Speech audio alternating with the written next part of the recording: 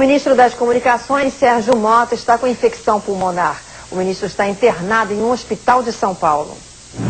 O ministro Sérgio Mota foi internado aqui no Hospital Albert Einstein às 15 horas e 30 minutos de ontem com um quadro de infecção pulmonar. Segundo o boletim médico divulgado agora há pouco, o ministro está recebendo antibióticos por via venosa, realizando inalação e fisioterapia respiratória. Apresenta boa evolução do quadro clínico, sem qualquer alteração das funções cardiovasculares. A assessoria de imprensa do hospital informou ainda que Mota tem a companhia das filhas e da esposa e que, por enquanto, as visitas estão proibidas. O paciente não deve ter alta antes de sexta-feira. O Congresso vai instalar a comissão especial que vai analisar a emenda da reeleição no próximo dia 15. A decisão saiu de um encontro do presidente da Câmara, Luiz Eduardo Magalhães, com o presidente Fernando Henrique Cardoso, hoje em Brasília. Para um assunto polêmico, toda a cautela. O presidente da Câmara, deputado Luiz Eduardo Magalhães, teve um encontro reservado com o presidente Fernando Henrique no Palácio do Planalto. Depois da audiência, Luiz Eduardo disse que o momento é bom para discutir a proposta da reeleição e confirmou para o dia 15 deste mês a instalação da comissão especial da Câmara que começa a discutir essa matéria. Quem é contra a reeleição também não perde tempo. O deputado Chico Vigilante do PT anunciou hoje que vai propor ao Congresso a realização de um plebiscito ou de um referêndum para que a população diga se quer ou não a reeleição.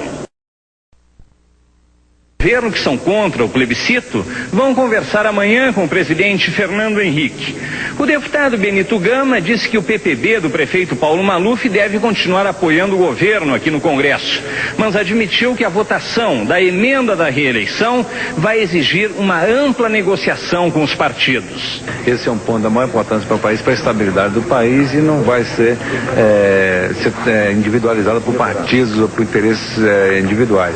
Quer dizer, é uma questão nacional, uma questão da agenda do país e que os partidos políticos que vão decidir no Congresso. Pois é, o presidente Fernando Henrique Cardoso garantiu hoje em nota oficial que não vai interferir no segundo turno das eleições municipais. É uma forma de evitar problemas para a emenda da reeleição que tem o PPB de Maluf como fiel da balança. Carlos Chagas.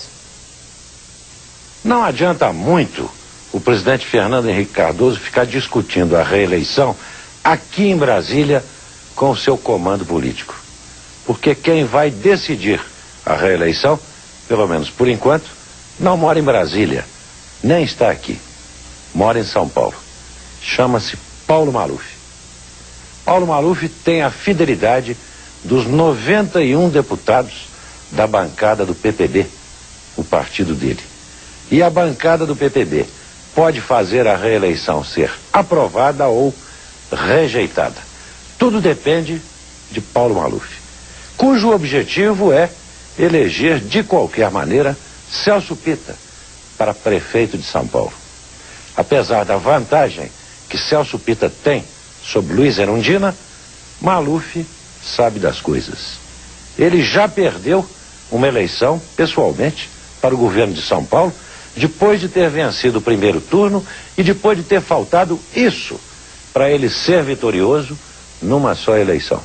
Foi para o segundo turno e perdeu para o então desconhecido Fleury Filho.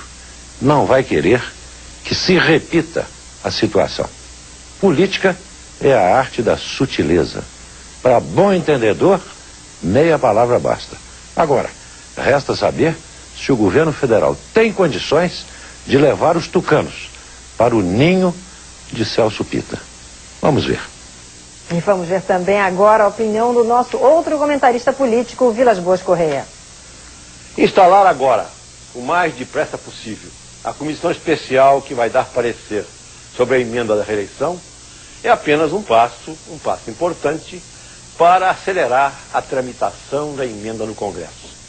Mas a data realmente para valer, quando a emenda deverá ser votada, isto só vai ser decidido mais tarde, depois de apurado o último voto da eleição municipal. Pois esta eleição municipal ainda está inconclusa.